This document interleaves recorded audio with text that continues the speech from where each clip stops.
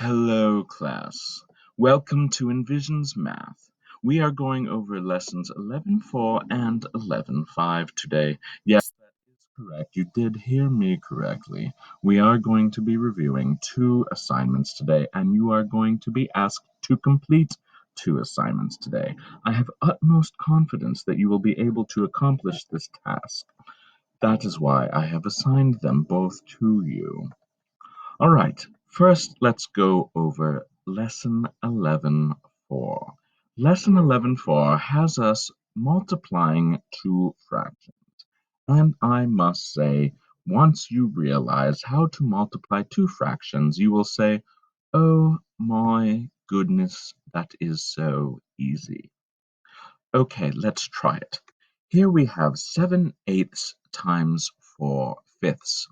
When you are multiplying two fractions, the fun thing is with these types of problems is that you actually get to change the denominator in many of the instances. So your first step will be to multiply the numerator, your second step will be to multiply the denominator, and then your third step, if needed, will be to simplify. Let's solve this problem now. First off, I just want to say, before I begin solving the problem, I am using this wonderful website. However, my fingers and the dexterity that I need on the mouse pad, the touchpad here, is, well, suspect. It is not the best, is what I'm trying to say. So if the squiggles get a little too squiggly, I apologize. So again, let's review the steps of multiplying two fractions, and then I will get right down to business.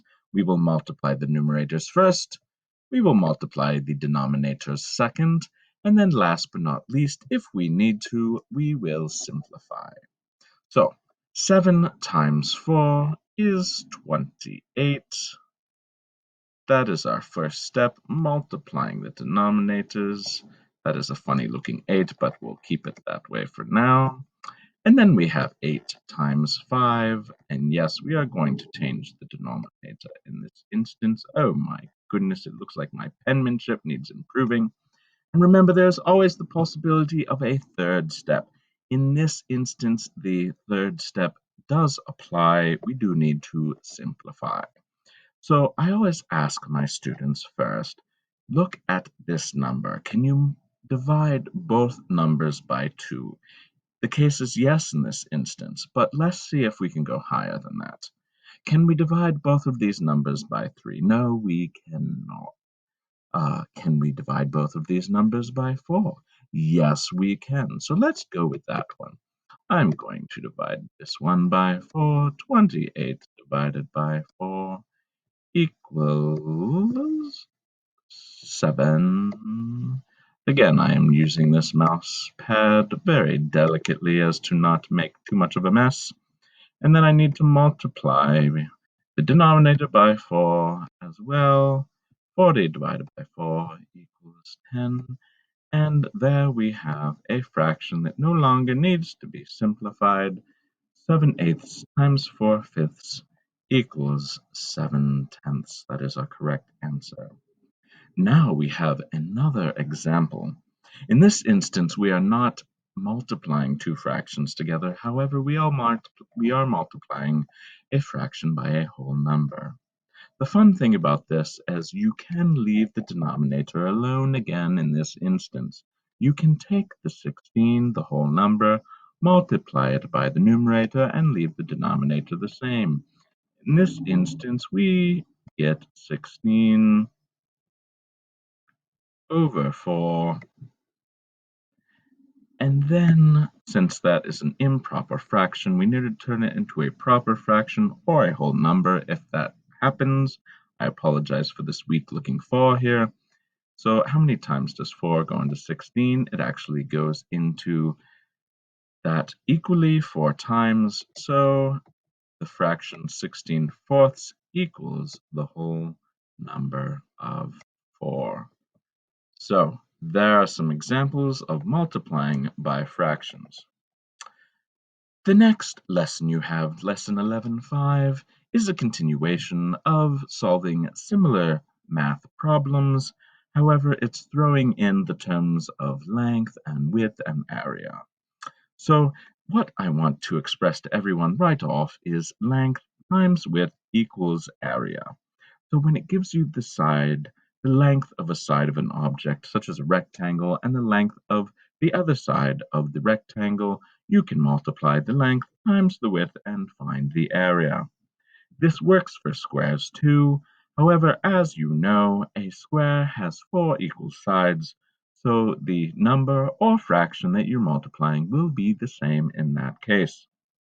So here we have numbers 5, 6, the fractions I should say, 5 6 times 1/3.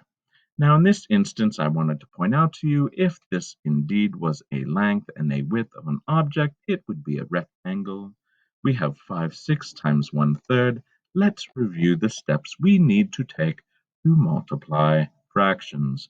Our first step that we need to take is to multiply the numerator. 5 times 1 is indeed 5. And then we're going to multiply the denominators. That is our second step. It is 18. Now in this instance, step 3, I apologize for this already pathetic looking 8. In this instance, step 3 would be to simplify. However, 5/18 cannot be simplified. So that is our final answer.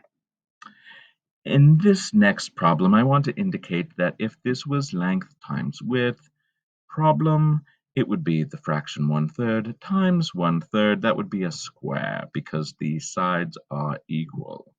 So again, what we will do is 1/3 times 1/3. We would multiply the numerators first.